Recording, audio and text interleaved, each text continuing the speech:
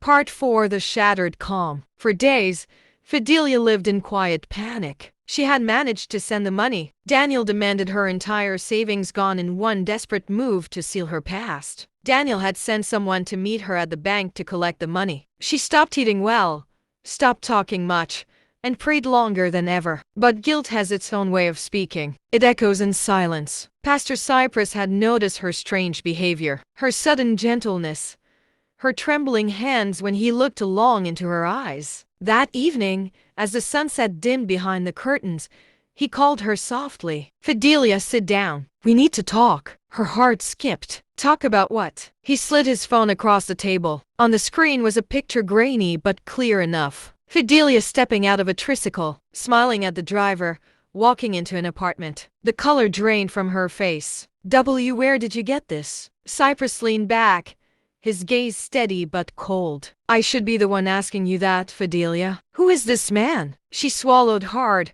forcing a nervous laugh. "Honey, that's just someone from the market. I was helping him deliver." "Stop." His voice cut through her words. "Don't insult my intelligence." Tears welled in her eyes. "Cypress, I swear before God, nothing happened. You know how people twist things. Someone must be setting me up." He slammed his hand on the table, startling her. "Enough.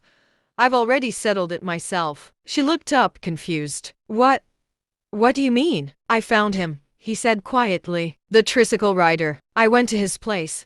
His eyes narrowed. "And I made sure he understood what happens when a man crosses my home." Fidelia gasped. "You what?" He didn't answer, only rose and walked toward the window. "I didn't want to hear your side anymore. I wanted to see the truth for myself. But I was wrong to expect you'd tell me any." She fell to her knees, sobbing. "Cypress, please believe me.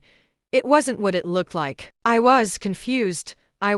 He turned slowly, his expression unreadable. "Then may God judge between us, Fidelia." The room fell silent except for her muffled cries. Cypress walked out, his footsteps echoing down the corridor like fading thunder. Later that night, as if fate hadn't punished her enough, her phone rang again. The caller ID made her chest tighten. "Mark." She hesitated before answering. "Fidelia." His voice came low and uneasy. "I think it's best you stop coming around." "What are you saying?" She whispered. "Your husband came to my house today with men. He slapped me, warned me. I can't do this anymore. Please, don't call me again." He hung up before she could speak. Her tears came again, heavier this time. Everything she had tried to protect was unraveling. For the first time in a long while, she felt truly alone. She washed her face, turned off her phone, and sat on the bed staring at the ceiling. Maybe this was the end, she thought. Maybe the storm had passed.